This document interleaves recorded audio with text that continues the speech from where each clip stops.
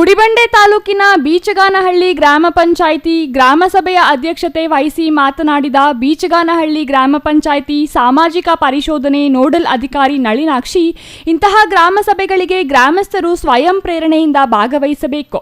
ಗ್ರಾಮಗಳ ಅಭಿವೃದ್ಧಿ ಬಗ್ಗೆ, ಸಮಸ್ಯೆಗಳ ಬಗ್ಗೆ ಸಭೆಯಲ್ಲಿ ಚರ್ಚೆ ಮಾಡಿದಾಗ ಮಾತ್ರ ಸಮಸ್ಯೆಗಳಿಗೆ ಗ್ರಾಮಗಳ ಅಭಿವೃದ್ಧಿಯಾಗುತ್ತದೆ.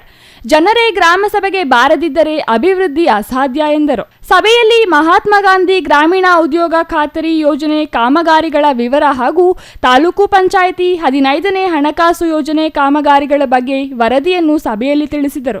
ಕೆಲವು ಕಾಮಗಾರಿಗಳು ದೋಷಪೂರಿತವಾಗಿದ್ದು ಅವುಗಳನ್ನು ಮೇಲಾಧಿಕಾರಿಗಳ ಗಮನಕ್ಕೆ ತರಲಾಗುತ್ತದೆ ಎಂದು ತಾಲೂಕು ಸಾಮಾಜಿಕ ಪರಿಶೋಧನಾ ಕಾರ್ಯಕ್ರಮ ಅಧಿಕಾರಿ ಗಿರೀಶ್ ಕುಮಾರ್ ತಿಳಿಸಿದರು.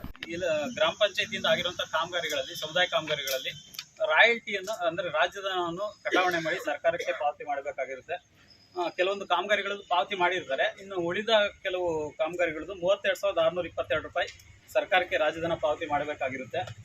ಇನ್ನು ಅದರ ಜೊತೆಗೆ 2 ಕಾಮಗಾರಿಗಳ ಸಾಮಗ್ರಿ ಮೊತ್ತ 5 ಲಕ್ಷಕ್ಕಿಂತ ಹೆಚ್ಚಿರುತ್ತೆ.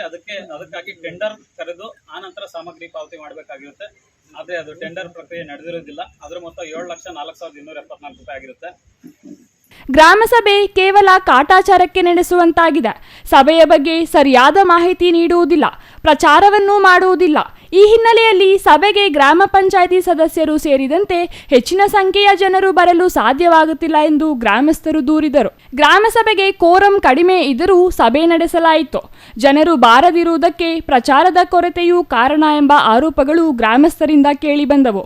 ಇನ್ನು ಈ ಸಂದರ್ಭದಲ್ಲಿ ಗ್ರಾಮ ಪಂಚಾಯಿತಿ ಅಧ್ಯಕ್ಷೆ ಶಾಂತಮ್ಮ, ಉಪಾಧ್ಯಕ್ಷ A Ramesh Babu, Venkata Narasappa, Anasuyamma, Vani MC, Kalavati, PDO Ghouspeer ಮತ್ತಿತರರು ಹಾಜರಿದ್ದರು. Satish Babu, CTV news, Gudibande.